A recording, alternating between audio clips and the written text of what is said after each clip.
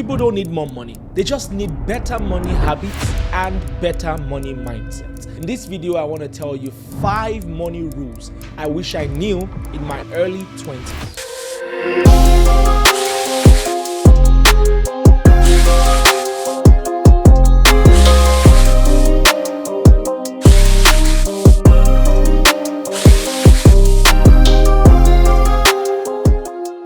Hi there, welcome once again to another intriguing episode of Mindscale with Olushola. It's always a delight being here with you, and I really hope that you always have as much fun as I do have, as much fun as myself and my team have, week in, week out. And I want to say that if you're yet to subscribe after all this while of being intrigued by the gems that we share here, I don't know what else to say. Can you take a time to kindly subscribe? Click on the subscribe button. I'm going to have them to make the graphic very big. Subscribe, please. Can you click on the subscribe button? And also do not forget to turn on post notifications so you'll be the very first person to know when next another mind re-engineering video drops. I want to get right into it as fast as possible. I said earlier, and I meant it, that in many cases you don't need more money. The money you have is enough. Your income stream is maybe currently enough, right? You just maybe need new money habits. Is the income stream enough? We'll discuss that later. Maybe towards the end, I could have a point on that. But you maybe do not just need a transformation in your finances. You perhaps just need better money habits and better money mindset. And so I have curated 5 money rules I wish I knew in my early 20s. Now, at the point of recording, a couple of weeks, or do I say months, from my 30th birthday. And you might be seeing this when I'm already 30, or you might be seeing it before the age of 30. But either ways, just embrace it with all that you've got. Now, I have been privileged to have kept on ascending on my financial ladder throughout my 20s. But there were some things I just wish I knew earlier. And I really do hope that you learn a couple of things from here. Right? I've been embracing a lot of them, but still, they'll bless you. Rule number 1, avoid lifestyle inflation. Avoid lifestyle inflation. This should be a truth drummed in the ears of almost everyone who has started making money, but it's lost on a lot of other people. It's a truth that's lost on so many people. In a world where everyone wants to look good for the glam, dress up for the glam, you just have to calm down. You know, I remember some days ago, I was talking to my wife and I asked her, how much do you think this jewelry on me is? And she said, oh, tell me how much. And I told her how much and she almost screamed, like, what? Is it that affordable? I said, oh, yes, it is. She said, where did you buy it from? I told her, I said, you perhaps have to get me a lot more. And then we joked. And then I told her something. I said, if I didn't tell you the price, you perhaps would think it's way more expensive than it is, right? She said, yes, of course. And I said, that is because the perceived value of this piece of jewelry is not necessarily by what it costs to buy it, but on whose body it is. That's so important. If Jeff Bezos walked in here and came with a particular piece of chain, because you know he is a top 5, top 10 wealthiest man in the world, you can already discern that it will be worth a lot. But what if he told you he just picked it up from a very cheap store? Then you'll be in amazement. Here's my point. Calm down. Instead of building a big wardrobe, I would advise that you actually build a great life, build a great business, increase your self-worth and your value before you think of adding more blings. And even after you build that, the blings might not really matter. Don't increase your expenses just because your income grows. I repeat, do not increase your expenses just because your income has multiplied. Sometimes you have to learn to just keep on delaying gratification until you get to a particular threshold where you can maybe then increase your lifestyle. For example, I recently saw a very damning statistic that said about 60% of people earning over $100,000 a year still live from paycheck to paycheck. Now, for context, $100,000 a year might be a moderate income in the United Kingdom and a couple of places in Europe, but in Latin America, some parts of Asia, and almost everywhere in Africa, that's some top tier money. And it worries me so much when I see that some people who earn, I would say, that much, quote and unquote, still live from paycheck to paycheck. Why should that be the case? What are you doing with your income? What are you doing with your expenses? Whenever you make more money, it's not the time to change your car. It's not the time to wear designers. It's not the time to try to be bougie. Sometimes it's just time to perhaps calm down and reassess yourself and look for what to invest in. Rule number 2, pay yourself first. Now, when I say pay yourself first, I'm not just talking to business owners and say, okay, when your business makes money, ensure you pay yourself before you pay your employees. That's not what I'm talking about here. What I'm saying is automate a structure where savings and investments come in before you spend at all. That's what I mean by pay yourself first. Every single time you pay yourself, you are saving, you are investing, you're putting money into things that will germinate for you in the future. And so even if it's 10,000 naira monthly, even if it's 50,000 naira monthly, even if it's $2,000 monthly, ensure that you're putting some money aside into your future. Ensure you're putting something strong into your future. Just pump it there. Just keep it there. Even if you don't need it, just keep it there. Open a money market account, open ETFs, anything you can. Just ensure you're investing and putting your money somewhere. Get shares, get equity somewhere. Ensure you are paying yourself first and let those payments go into things that will really germinate and yield proper fruit in the future. And that leads me to rule number 3. I wish I understood this a little bit earlier. It is you need to understand compound interest early. Understand compound interest early.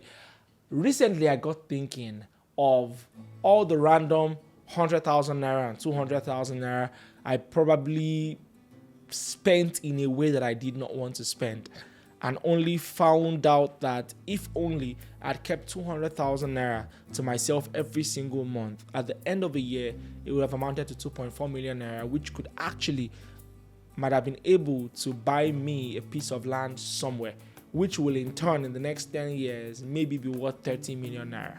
Why am I telling you this? It is because you must understand the principle of compound interest early. Compound interest. It will keep climbing. It will keep appreciating. And truth is, compound interest is never appreciated in the moment. It's only appreciated much later when you take a sit back and look back at how much you had and how much you have now. Compound interest matters. What are you throwing money in? Compound interest is like having a goal. Maybe you want to be a millionaire or a billionaire, but having a system and a structure to support that goal. That's where compound interest comes in. The popular author of Atomic Habits, James Clear, said you don't rise to the level of your goals, you fall to the level of your systems. Think of compound interest like the system. You want 10 million, you want 50 million. Are you going to save towards it? And also, what's the annual return? So for example, do you know that if you invest 50,000 monthly at a 10% annual return, in about 10 years, you would have about 10 million naira. And that's quite fascinating, because for someone watching this, 10 million naira could be something very far-fetched, or let's say $1 million could be something that you never thought you would ever have. But imagine you kept on investing 50,000 naira monthly, which is easier for you, right? Than maybe saving up $1 million naira. Now you see the power of compound interest. So imagine you just kept on investing in little bits. 50,000. It sounds amusing, right? 50,000 naira monthly at 10% annual return, which, by the way, there are other platforms that even give better returns. Some give as much as 15%, some even give as much as 19% annual returns, and some of the money markets give you as much as 20% annual returns. You will have 10 million naira, which means with a bit of patience, with a bit of understanding the money game, and understanding that compound interest is really what makes it worth your while, you will get there. And so always think long term. Always think long term. Stop basking so much in the present that you just lose sight of the future. Keep saving it. Don't eat your seed. Plant them. Very important. And that leads me to rule number 4 I wish I knew earlier.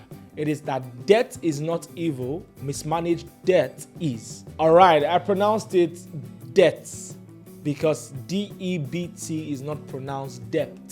It is debt, D-E-B-T. So yes, debt is not evil. It is mismanaged debt that is.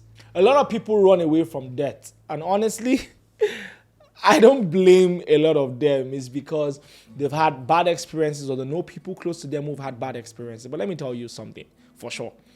The problem is not debt. The problem is the mismanaged debt that you've been getting. For example, credit cards and loans only destroy wealth when they are not tied to assets or return on investment. When you keep borrowing money to fund your wants, when you keep borrowing money to fund your liabilities, then there's going to be a problem.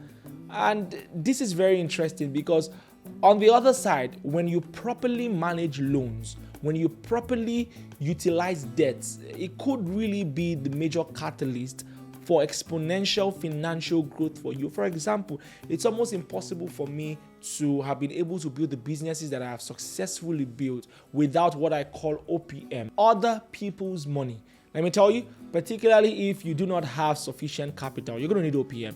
You're going to need the money of friends, family, and what some other people call fools, right?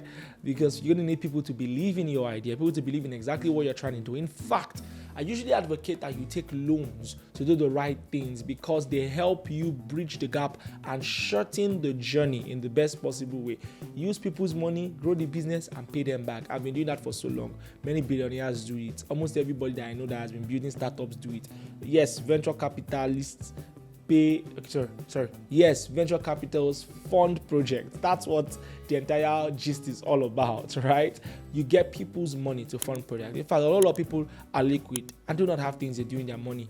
In fact, so many people are unbelievably liquid and do not have stuff they're doing with their money, and instead just want to spread the funds to what they hope will germinate. And they're waiting for you to actually take on this debt. So debt is not evil. It's only mismanaged debt that is. Ensure you're calculative. Ensure you only put the money on the right things. And in a not too distant time from now, you actually will be grateful that you took on those debts.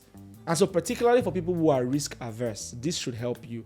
I know you're scared. I know you're scared of not, what if I can't pay back? What if I can't do, what if I can't do that? You need to also investigate what caused your risk averseness. Is it because mommy took a loan and things went south? Or because daddy borrowed money and things did not go as planned? Revisit it. If your idea is so great, you never can tell. Your case could just be different. I advise that you tread carefully, but then again, do not demonize debt. Do not demonize loans. Do not demonize all of these things. They actually could help you push your ideas. And this leads me to rule number 5. The fifth thing I wish I knew about money in my early 20s is that multiple income streams are no longer a luxury, they are survival. This one is so important. You must have a contingency plan, particularly in today's economy. Things go south so fast. Just imagine you ran a very big company in the event space, and at the turn of COVID, from January to about May, June, July 2020, what happens? What happens to all that you've built? What happens to all that you own? This is very important. What happens to your major source of income? Imagine you own the fashion company, for example, and you were just solely dependent on orders from people who went to certain occasions. When occasions were no longer happening, what happened to your source of income?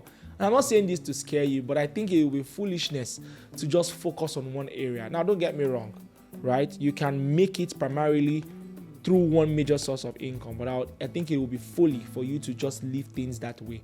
Ensure that you diversify, embrace diversification, either concentric diversification or divergent diversification. Just ensure that you're putting your money in different places to increase your chances of being rock solid to the ground, regardless of any eventualities. For example, there's a statistic by the IRS and the US Trust that actually said that the average American millionaire has 7 income streams. I take it again. The average millionaire has 7 income streams. They might have one major income stream through focus that got them to the pinnacle of their careers. However, they did not stop there. They kept on dipping their hands in different things. For example, if I pick Elon Musk, there are several things. He owns X, there's SpaceX, there's Tesla. There's so many things and so many things they're currently doing.